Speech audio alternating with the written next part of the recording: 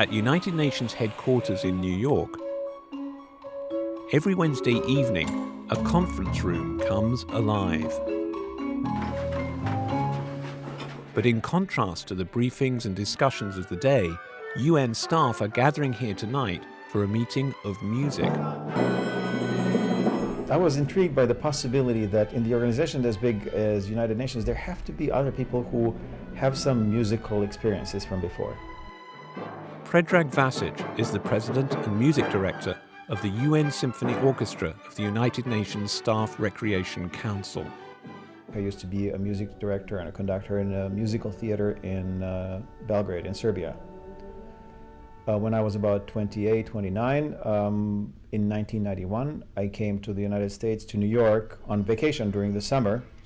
And during that summer, very ferocious civil war broke out in what was then Yugoslavia. Predrag settled in New York and built a successful career working for the United Nations in information technology. But one day, by chance, he came across an article about UN staff in Geneva who'd formed their own symphony orchestra.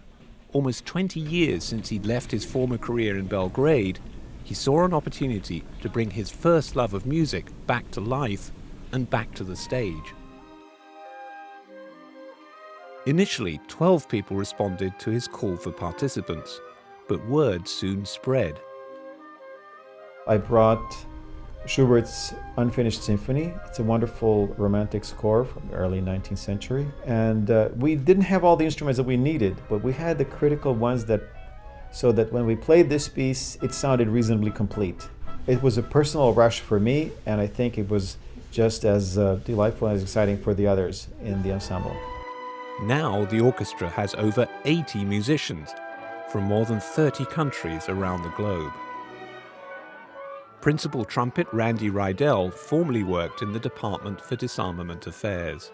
In a way, orchestra is a little bit like a microcosm of how the UN should operate when it's working well. The people playing with the same goals in mind and playing in harmony rather than fighting each other. That's why I like playing in this orchestra. For their highest profile concert, the UN Symphony Orchestra played to a full house at a gala concert at New York University's Skirball Center for the Performing Arts last May. A 1,000-strong audience had the privilege of being the first to hear the world premiere of Concerto for the United Nations, a piece written especially for the orchestra by composer Michael Vongova in celebration of the 70th anniversary of the UN. Michael's fiancée, Brenda Vongova, a classically trained pianist who works in the Secretary General's Speechwriting and Communications Unit, performed the concerto solo. I fell in love with his music. I remember being in conservatory and I was working on a concerto at the time, and I remember thinking how lovely it would be to fall in love with someone and have this person perform the concerto, the solo, and that's basically what has happened.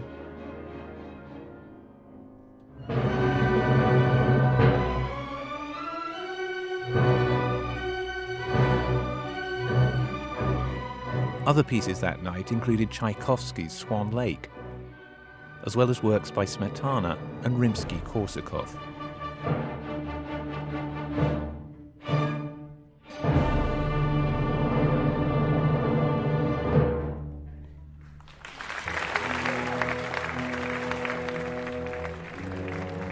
The performance may have ended, but it's not the swan song for this extraordinary ensemble, who'll continue to unite nations in music for many years to come.